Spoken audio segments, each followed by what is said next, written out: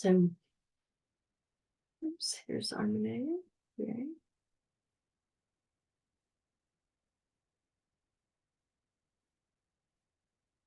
Hi, Armene. Hello. Yeah. So I guess we have a critical mass, so we can go ahead and get started. Okay. So thank you everyone for coming. Today we're going to talk about how to work with different types of students. Oh, more people are coming in, yay. We're going to talk about how to work with students in population and public health sciences. So, okay, so some benefits of working with students, you probably know. They can help you with your research. They're an excellent resource.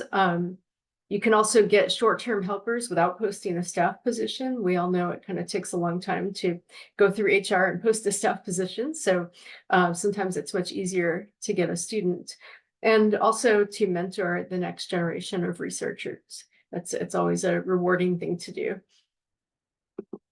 Okay, so we have a lot of different types of students, but before you start working with students, you might want to think about what kind of student is most appropriate for the work you need done. So we have PhD students. They're not completely independent, but they can, with supervision, they can write papers, they can do your stats, they can do lit reviews. And they'll usually need like a little bit of guidance, but the more advanced ones could do it independently. You know, you can give them a data set and they'll write a paper, which is amazing. But some of them aren't quite at that level, so you might have to sort of guide them through it. But they should be able to have all of these skills, like knowing how to write a paper, knowing how to do stats, knowing how to do lit reviews. MPH students can do a combination of scholarly and practical work. They're usually in a phase in their career where they need some real world experience. So, you know, they might be out in the field. They can do some stuff like, you know, data collection, data management, lit reviews, stuff like that, but they might need a little more guidance. Then we have our MS students who are mostly stats students. So they can do stats, data management, and writing.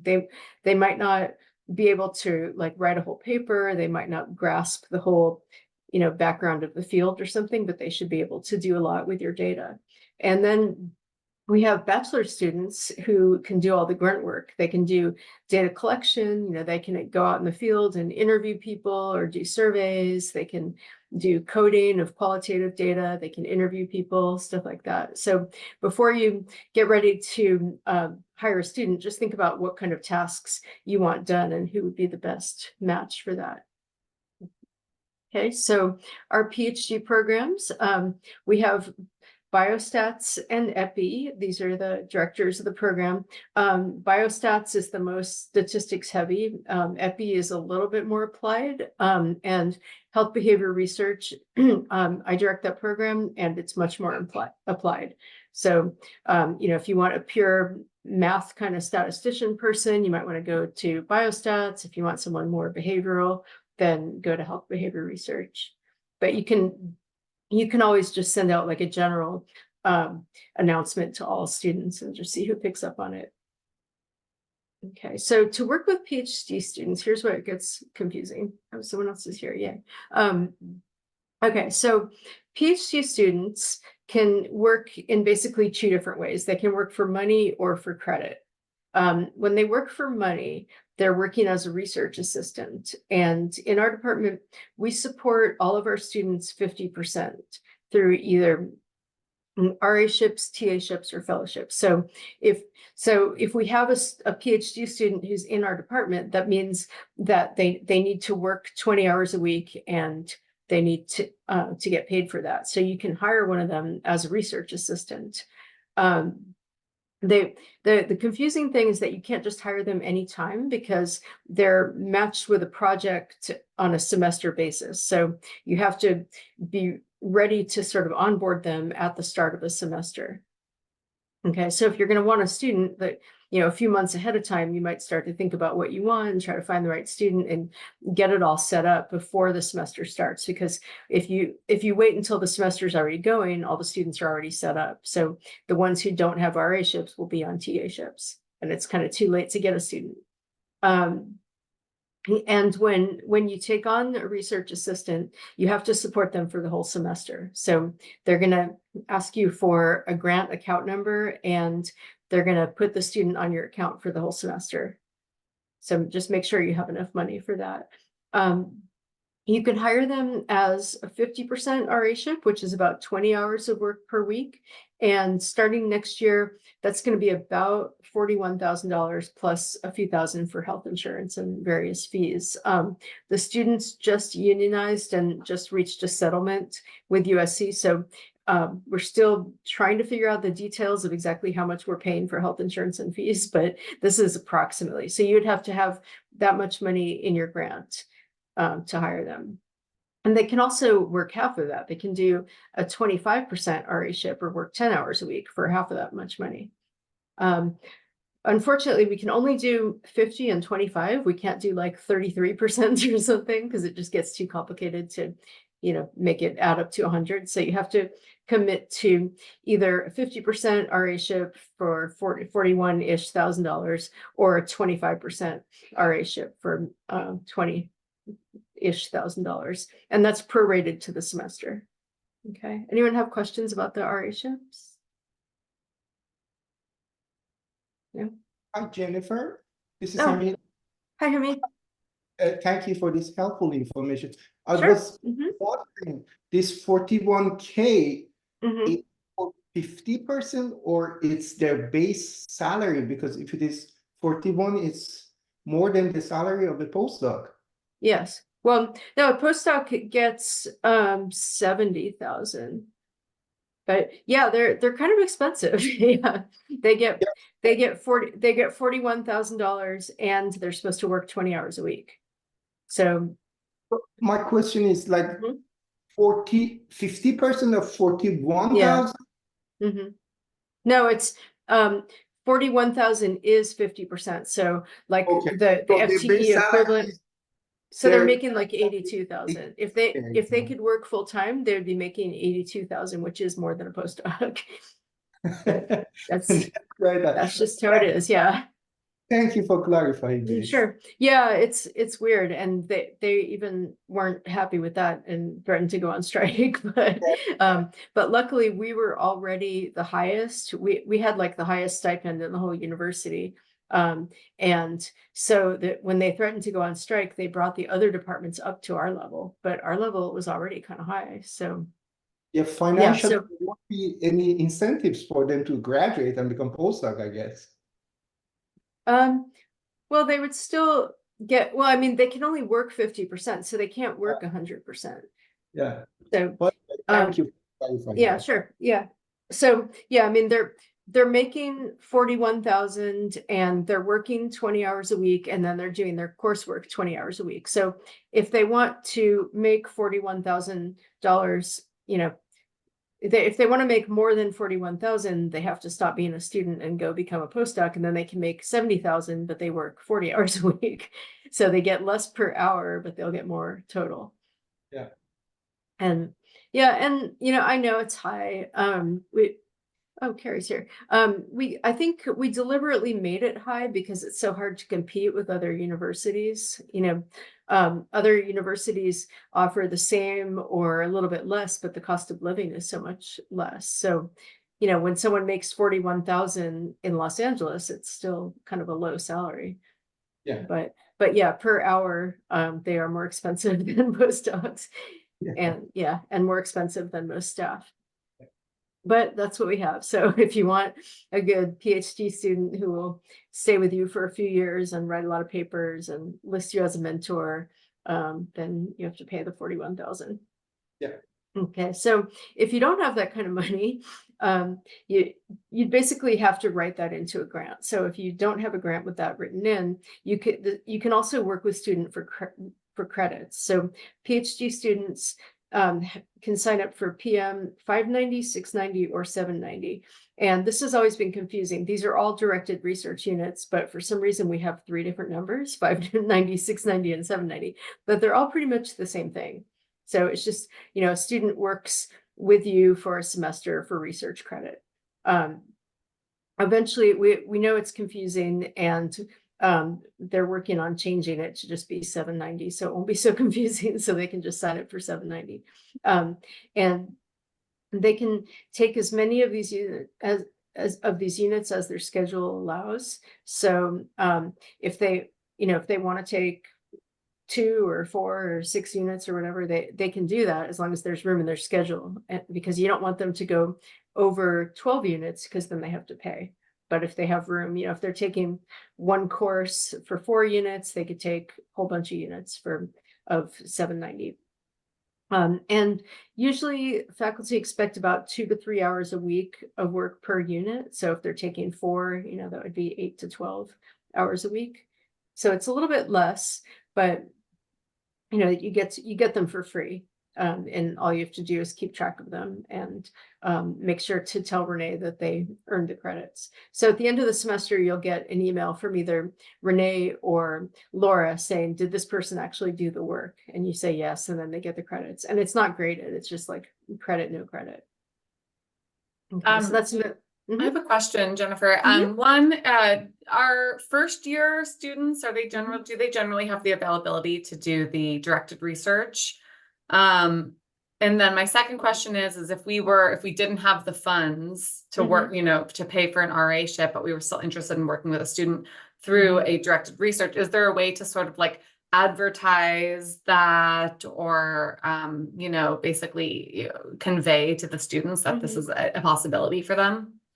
Yeah, you can just send an email to the program director, or send it to Renee and she can send it out. Just like write a little blurb about what the project is and what you need done, and just have them send it out and they'll respond. Yeah, because some of the students are looking for directed research, and they might be like too shy to reach out to faculty, or they don't know like which faculty are doing which things. Yeah. First year students sometimes do. If they're taking 3 courses, then no. So, but like just depending on how the courses are scheduled, sometimes there's only 2 courses that they can take in a semester, because some of the courses are taught every other year. So, or if they've come in with a good stats background, they don't have to take 510, maybe they can even skip out of 511A. So then they would have more time if they can skip out of some stuff. So it just kind of depends. So you can just ask them, which classes they're taking. But usually they're not taking 3 complete classes like both semesters of first year, and definitely not in the summer, because we don't even offer that many classes. So summer is a good time to do it too. Great, thank you. Sure. Okay. Other questions about PhD student? So I think Jennifer, for PhD students, if they are working with a mentor, they kind of I remember they were kind of getting the credit for directed research by working for the RA-ships at the same time. Is that correct? That's not great. That's kind of cheating, because they shouldn't be getting money and credits for the same thing.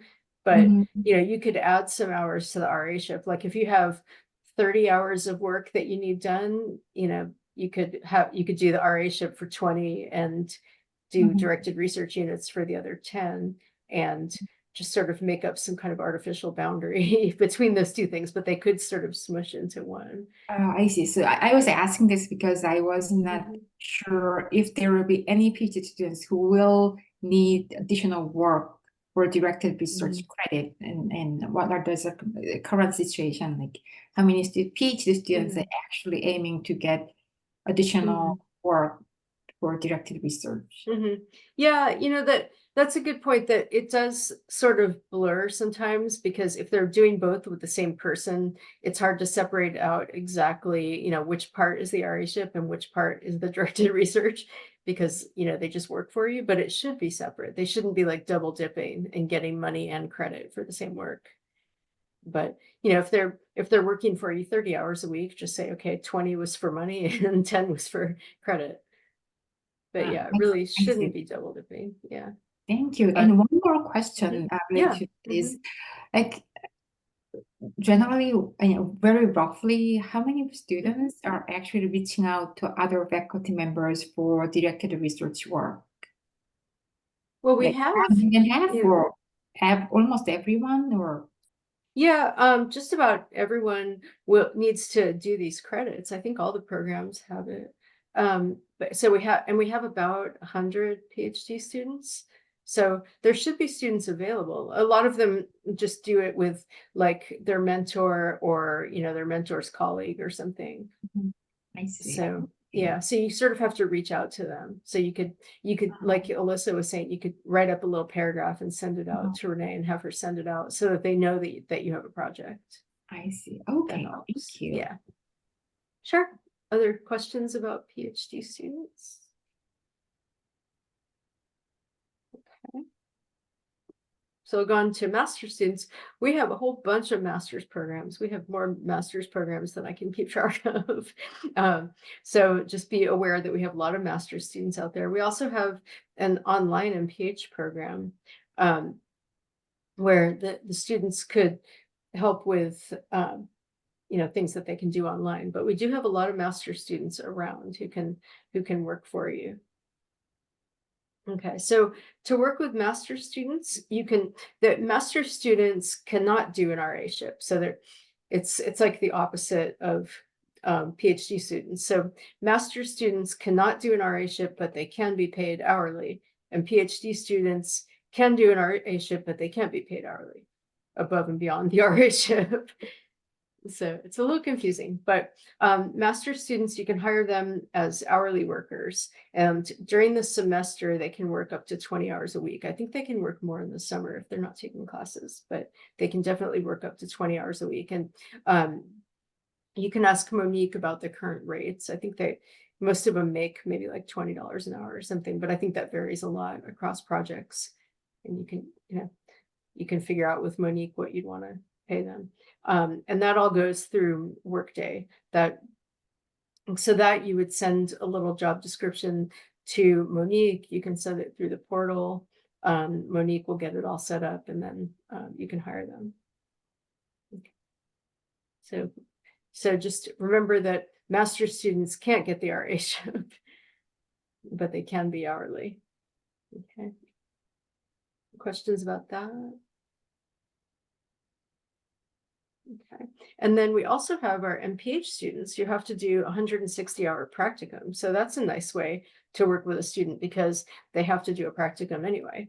And that practica are usually more like applied and real world experience because, they're getting an applied degree where they're going to work in the real world. So you don't want to give them just like data analysis or something. You want to give them something where they can go out in the community, interact with community people, they can collect some data, they could, attend meetings, stuff like that. They could write reports. A lot of people have MPH students like helping with evaluations of programs, and then they'll write their report. They can be paid or unpaid. If you can pay them, that's great, but you don't have to. Of course, they prefer the paid ones, but a lot of them take an unpaid practicum. It's no big deal. And for the practicum, they're going to be submitting timesheets with their hours, and you have to complete like a rating form at the end of the practicum. It's all online and it's not that bad, but you just have to complete this stuff. And then to get an MPH practicum student, you should send a description of the position to Jane Steinberg. She coordinates the practica. So she'll know which students are eligible to do a practicum because they have to take a certain number of classes before they can. So, if a student just reaches out to you and says, hey, I want to do a practicum, you should probably check with Jane and just make sure they're ready for the practicum. And Jane will tell you. Just to make sure that you're not like, promising work to a student who's brand new and isn't ready for their practicum, because that's sort of like an end of the degree experience. Okay. Questions about the practicum? Okay. Okay, so then we have our bachelor students. So we have our main bachelor's program is a BS in health promotion and disease prevention. which is run by Heather Whitley, and that's mostly on main campus. So one thing about the undergrads is that they're based on main campus, and sometimes it's a little bit hard to get them to come over to HSC to do work. But if they're really motivated, they will either drive or they'll take the shuttle, they'll figure it out. So that's kind of a good way to screen out the students who aren't motivated, because if they won't even show up at our campus, then they're probably not that motivated, but hopefully they will.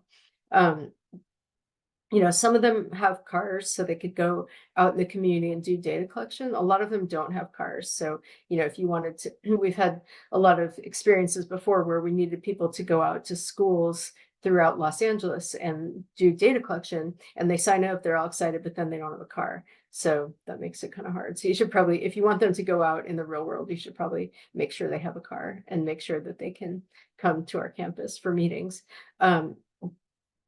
And so the bachelor students, one way to hire them is through HP 490. It's a very similar kind of directed research, but it's at the undergrad level. So all of the HP students take it. They work on a research project and help out however they can. And you'll get an email from Stephen Perry every semester. Hopefully, if you don't, you can reach out to him or reach out to Heather, because you might not be on the list. I get an email every semester, and but I don't know how often they update the list. So if you're brand new, you might not be on that list. But you can always reach out to Heather and ask her. So an email will go around saying, we're trying to find placements for 490 students. Let me know if you have a project, and you can write a little paragraph about your project. And the same thing with the 490s as the practicum. If a student approaches you, check with Heather to make sure they're really ready, because they have to get permission from their advisors to be ready to do a 490. So like if a freshman just shows up and says, hey, I want to do research with you, if you're going to do it as a 490, you should probably check with Heather and just make sure they've been cleared to do that. Of course, they can volunteer. If you have undergrads who just want to volunteer in your lab, that's totally fine. But if it's going to be a 490, you need to make sure that they're really cleared to do the 490. And you'll be asked to give them a grade, which is no big deal. Someone will contact you I think Stephen Perry also contacts you at the end of the semester and asks what the grade is. Okay. You can also hire undergrads as hourly workers, pretty much the same, or student workers. They call them student workers. So you can do that through Monique. And you can decide on an hourly rate, which would probably be less than the hourly rate for MPH students, but it's the same kind of thing. They can work for money or credits. Okay. Questions about bachelor students?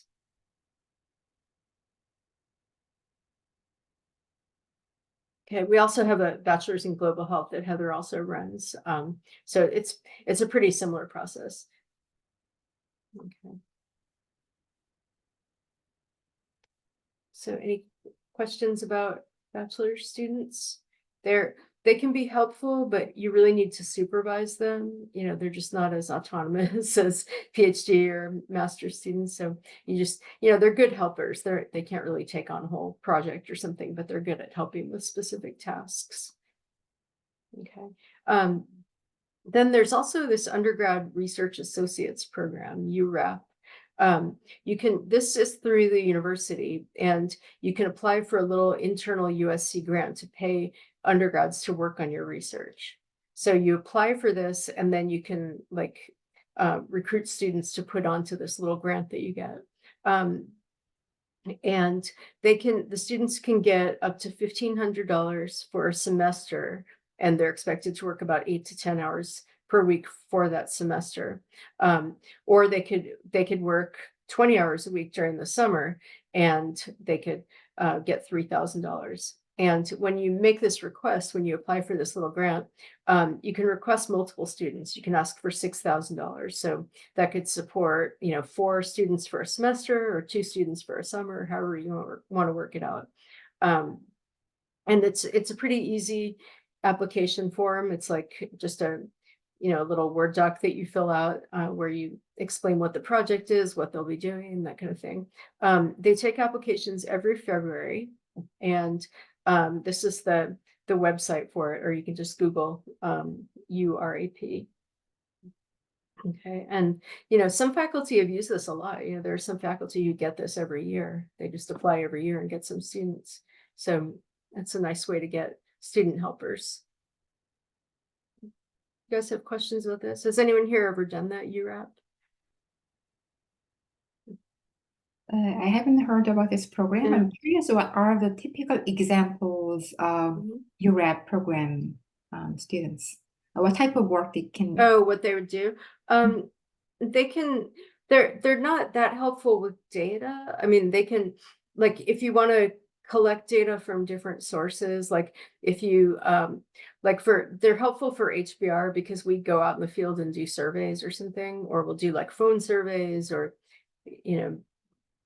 online surveys where you have to like call the people and remind them to do their survey. They can do that kind of stuff. For work that's more epi related, they're not going to have stats skills, but they can do like data entry type stuff. Like if you have some data in one source that you want to merge with another source, and it's easier to just re-enter it.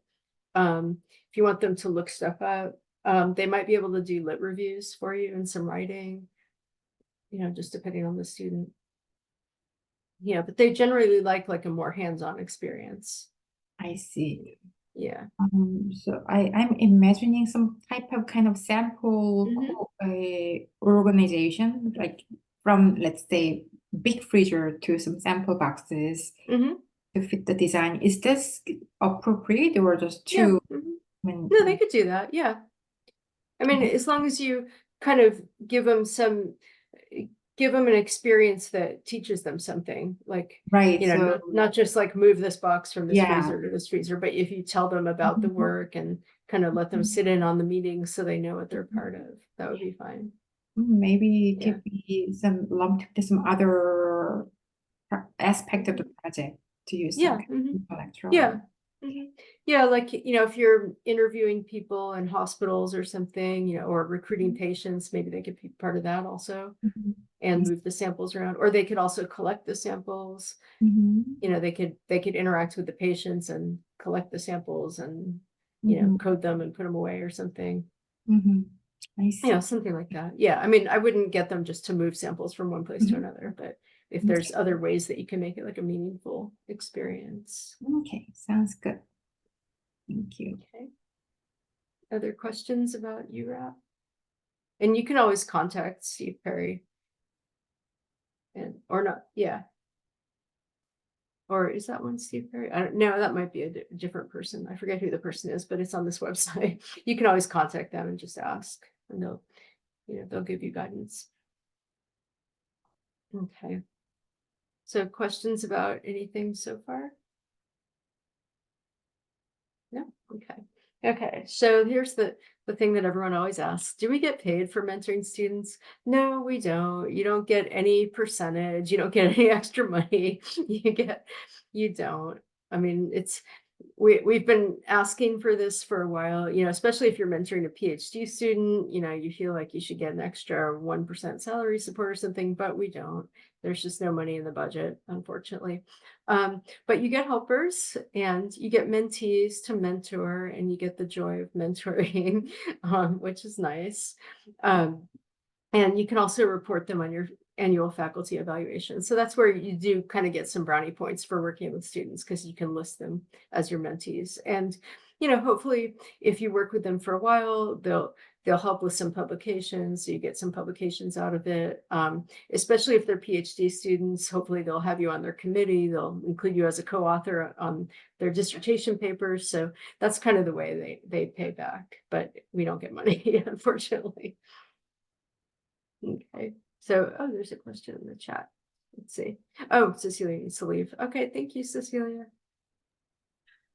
Jennifer, I have another question. I think I remember there was something about there was like a new requirement that faculty needed to take a course or something in order to work with students. Yeah, that was there. That came down. That was announced to us, and I don't know if anyone is checking. Okay. It's officially yes. There's this online mentoring program, but it's like an hour. It's one of those things that you like click through an online class. So Got it. Yeah, so, it's like the harassment training or something, but Mhm. shorter and easier. So yeah, if you're gonna become the official mentor of a PhD student, we're supposed to do that, but I haven't seen any mechanism for them to check, and I haven't Okay. seen them block anyone. So I guess Okay. it's like on the honor system right now. Okay, cool. But yeah, I did it just to see what it was like. And it was super easy. You click through like, Yeah. should you abuse your students? No. Yeah. Should you mentor them? Yes. And I got some kind of certificate at the end, and I didn't take the time to upload it or anything because I just got distracted, and nobody has ever asked me for it. Okay, So that's good to know. Yeah, I wasn't yeah. sure what type of course it is, but it's good to know it's just one of those Yeah, online just module one of things. those Okay. little online things. Yeah, and so far, it doesn't look like there's any mechanism for them to check. And maybe there will be in the future. Okay. But yeah, don't tell them, because then they'll make everyone upload their certificates. Yeah. Other questions? That was a good point. I'd totally forgotten about that because it was such like a non-event in my life.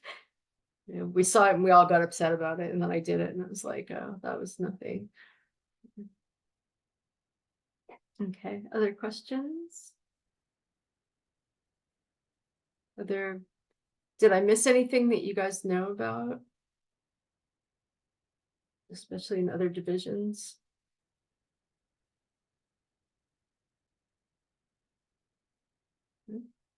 Okay, well, whenever you want a student, if it's a PhD student, feel free to reach out to Renee or Laura. Renee is the main PhD like student advisor. If you want an HBR student, you can also reach out to me, and I can just send it to my little listserv. But Renee can send it out to all the PhD students. And for masters, Renee can probably send that out too, or if you want to get a practicum student, just go through Jane. Okay. Okay. Other questions, comments? Anything? This is helpful. I Okay. appreciate these webinars, Yeah, as of a course. new faculty. It's Yeah. helpful to have these. Good. Oh, good. I'm glad. I know there's so many like little procedures that you're gonna have to learn, and nobody tells you. Yeah, totally. Yeah, hopefully we'll get to the point where you guys can like absorb all of them, so you don't have to keep asking questions. Yeah.